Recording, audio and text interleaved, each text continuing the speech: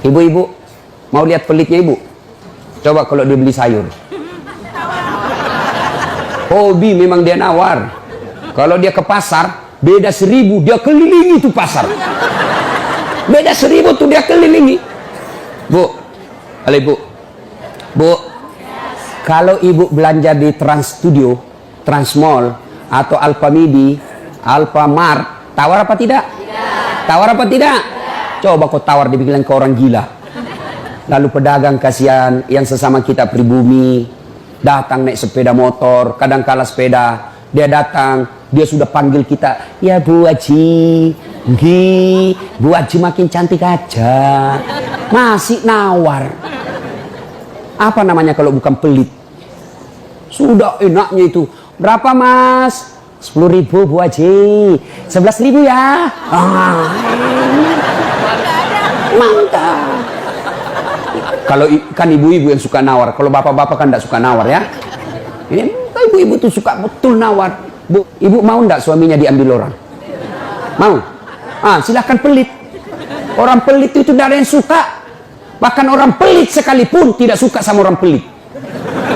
Benar Pak. Begitu jeleknya itu sifat pelit, tidak ada yang suka. Coba saya tanya, bapak-bapak senang tetangga dermawan atau pelit?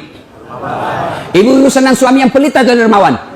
Senang mantu yang pelit atau dermawan? Teman-teman yang pelit atau dermawan? Dermawan, tidak ada orang suka orang pelit. Bahkan orang pelit pun tidak suka sama semuanya pelit. Jangkau ke rumahnya, pelit dia itu, padahal dia juga pelit. Begitu jeleknya itu sifat pelit. Demi Allah, tidak ada orang bangkrut gara-gara sedekah. Adakah pernah bapak dengar, Mas, tuh yang di sudut rumah di komplek, tuh kaya betul dulu Ustadz, cuma karena dia rajin sedekah, bangkrut. Ada? Tidak pernah. Biasa kita ini sangka buruk kepada Allah. Tidak mau bersedekah karena sangka buruk. Nanti saya makan apa? Nanti saya makan apa? Jangan cemas rezeki. Jangankan diambil orang. Tertukar saja tidak. Cicak aja dijamin rezekinya. Tahu cicak? Tahu? Cicak makan apa ibu? Masuk akal enggak? Tidak masuk akal. Gimana caranya? Satu di dinding, satu terbang. Di mana ketemu? Tidak ada terminalnya. Kalau pesawat terbang, kita jalan, ada ketemunya di mana? Di bandara. Ini cicak, satu terbang, satu di dinding. Di mana ketemunya? Tapi lagu kita waktu kecil kan, cicak di dinding, diam-diam merayap, datang seekor nyamuk. Nyamuk yang datang. Nyamuk yang datang. Allah jamin rezekinya. Lagu tidak bilang cicak lompat ke nyamuk. Setengah mati cicak, kasihan. Iya kan? Itu cicak, tidak sarjana, tidak punya kursus, tidak ada kaki, tidak ada otaknya, tidak cerdas, bisa hidup. Apalagi ibu, jangan pelit. Sedekah, Allah sudah jamin rezekimu. Bu, ada suaminya mulai selingkuh? Ada? Tidak usah curhat sama tetangga, apalagi curhat di Facebook. Tak kusangka kau begitu. Pret, belen-belen. Rahasia keluargamu kau ungkap di Facebook. Begitu mulai, bu, ciri-ciri laki-laki yang sudah mulai lain-lainnya. Kalau yang selama ini tidak pernah pakai sisir keluar, tiba-tiba rapi. Tidak pernah pakai parfum, tiba-tiba beli parfum malaikat subuh.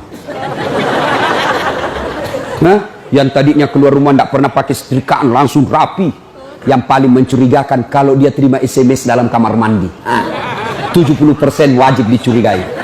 Nah, kalau sudah begitu ibu tidak usah curhat sama tetangga, lebih curhat kepada Allah. Bangun ibu sholat hajat, lakukan sampai 8 rakaat. Setiap 2 rakaat di sujud terakhirmu kau berdoa kepada Allah. Ya Allah, engkau yang membolak-balikkan rasa cinta dalam hati suamiku. Tidak mungkin aku bisa mengendalikan cintanya. Ya Allah, tidak mungkin aku jaga dia 24 jam. Engkau yang maha menjaga ya Allah. Ya Allah, pelihara suamiku dari godaan perempuan lain. Ini ada duit saya 500.000. Saya tolak bala besok kepada Tuhan. Mudah-mudahan 500.000 suamiku terhindar dari wanita jahat. Bismillah. Coba amalkan itu, Bu. Coba amalkan. Yang jadi masalah kalau suaminya juga sudah tahu rumusnya. Dia bangun juga sholat tahajud. Dia bangun pula sholat tahajud. Istrinya sebelah, kamar sebelah, suaminya kamar sebelah. Ya Allah, capek sudah saya lihat istri saya, ya Allah. Ngamuk aja kerjanya, marah-marah aja, berat badannya juga makin tambah, ya Allah. Tak tahu dilihat dari mana dia seksi. Ya Allah, ini ada duit saya 500.000. Tolak bala ya Allah. Mudah-mudahan istriku ikhlas saya kawin lagi. Bingung malaikat yang mana? Jangan pelit. Demi Allah, tidak ada orang bangkrut gara-gara sedekah. Saya kasih contoh. Tanggal 4 kemarin, sehari sebelum lebaran. Ya, tanggal 3 malam. Ada anak-anak usia 19 tahun. Bapaknya Flores, mamanya Toraja, Kristen. Karena sering dengar ceramah saya di YouTube, akhirnya dia memutuskan diri masuk Islam. Desember kemarin. 19 tahun. Tanggal 3 malam, dia DM ke saya di Instagram. Ustaz, saya ini dicerita cara mualafnya. Kemudian besok sudah mau lebaran, saya belum punya baju baru Ustaz. Saya lihat Ustaz ini bagus-bagus bajunya. Di mana belinya Ustaz? Saya bilang sebenarnya baju saya tidak dibeli, bikin sendiri. Tapi yang lebih sebenarnya lagi, bukan baju yang bagus, saya yang gagal. Ya, sudahlah. Saya butuh baju lebaran. Saya bilang, kau datanglah ke rumah saya. Saya sediakan kau pilih bajuku yang kau suka. Dia pakai tongkat, turun dari taksi. Wih, kasihan saya. Kenapa kakimu, Dek? Ternyata diamputasi kakinya. Dia singgah sholat asar, ditabrak mobil. Saya bilang, berat betul hidupnya ini anak. Diusir dari orang tuanya, Pak. Diusir, sekarang tinggal di masjid. Tidak disetujui, hanya dia sendiri masuk Islam. Diusir. Bilang, kenapa kakimu? Saya cerita. Sedih saya, sempat berkaca. Yang sedih, Ustaz. Ini tidak ada artinya ini kaki ketimbang iman saya kepada Allah. Luar biasa, 19 tahun. Saya ambil baju saya yang paling bagus. Kau pilih nih, Dek. Mana kau suka? Bener, diambil yang paling bagus. Sempat juga saya nyesal. Sudah. Karena saya buru-buru ke bandara. Saya mau pergi khotbah. Ya, ini Dek. Ambil 1 juta. Sudah, kembalilah dia. Naik Grab lagi. Sudah. Perjalanan saya ke bandara, masuk WhatsApp. Ustadz, berapa nomor rekeningnya? Wakil Wali Kota Balikpapan. Dalam hati saya bilang, kenapa lagi Pak Wali? Ada apa? Padahal dalam hatiku, segeralah. Kirimlah nomor rekening. Masih di atas mobil, masuk. Masuk, berapa transferan masuk? 30 juta. Tadi keluar 1 juta. Tidak cukup sampai situ. Allah balas lebih banyak. Sampai saya di airport, bandara, depan pintu 7 nunggu saya keberangkatan. Tiba-tiba ada ibu-ibu lari. Bawa amplop. Ustaz, tunggu dulu Ustaz. Apa? Ini dalam hatiku, ada apa lagi? Padahal cepat sudah. Ini ada ternyata ada fans saya, dia lihat saya di bandara, dia mau kasih, coba buru-buru mau masuk bandara. Dikasih saya melalui itu ibu. Nih ada Ustaz titipan dari ini. Oke, saya buka, berapa isinya? 10 juta. Sudah 40 itu kan gantinya. Besoknya tanggal 5 selesai khotbah. Biasanya kalau saya khotbah dikasih itu ibu 25 juta sama itu Bu Bupati. Berapa saya dikasih waktu itu? 35 juta. Berapa Allah ganti? 75. Keluarkan 1 juta, Allah ganti 75 juta. Kenapa ibu miskin? Karena ibu malas bersedekah. Selalu berkeyakinan saya miskin. Maka Allah, ana indasanni abdibi. Saya tergantung sangkanya hambaku. Kalau kau sangka tidak mampu, maka kau kasih tidak mampu. Sedekah ibu. Allah tidak lihat 1 jutanya, Allah tidak lihat 100 ribunya. Yang Allah mau nilai, kamu sedekah enggak 1 hari ini. Jangan pernah lewatkan maghrib tanpa sedekah di hari itu. Coba amalkan. Coba. Kenapa kita tidak bisa umroh? Karena selalu yakin saya tidak mampu. Maka Allah, ya sudah, kau yakin tidak mampu. Sedekah.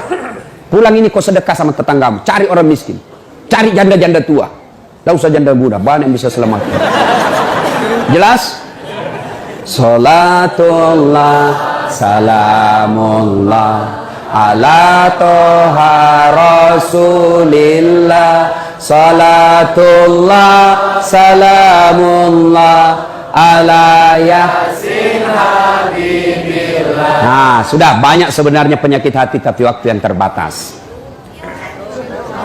Saya cuma bilang waktu yang terbatas. Saya ada acara di Bandung ibu jam 10. Saya ini orang kampung. Saya tidak tahu Bogor ke Bandung jauh. Saya pikirnya 1 jam. Inilah kalau kita pakai pulsa lokal. Saya orang kampung, tidak tahu saya. Oh ternyata jauh. Nah saya harus segera selesaikan. Insya Allah kalau panitia ngundang saya lagi ke sini, saya datang lagi. Insya Allah ya. Nah, ini penyakit hati. Sekarang gimana cara mengobatinya? Ala bizikrillahi tatma'innul qulub. Ketahuilah dengan berzikir mengingat kepadaku, maka hatimu akan jadi tenang. Jadi kalau kita punya penyakit hati, maka datang di majelis zikir Al-Ihya ini. Ini salah satu caranya. Memang ibu tidak dapat voucher, memang ibu tidak dapat undian, tapi apa yang ibu dapat? Ilmu Tapi ilmu tidaklah terlalu menolong ketika ilmu itu tidak diamalkan. Amalkan yang Bapak Ibu tahu, maka Allah akan berikan ketenteraman jiwa, ketenangan hati. Kalau hati sudah tenang, itulah kekayaan kita yang paling baik.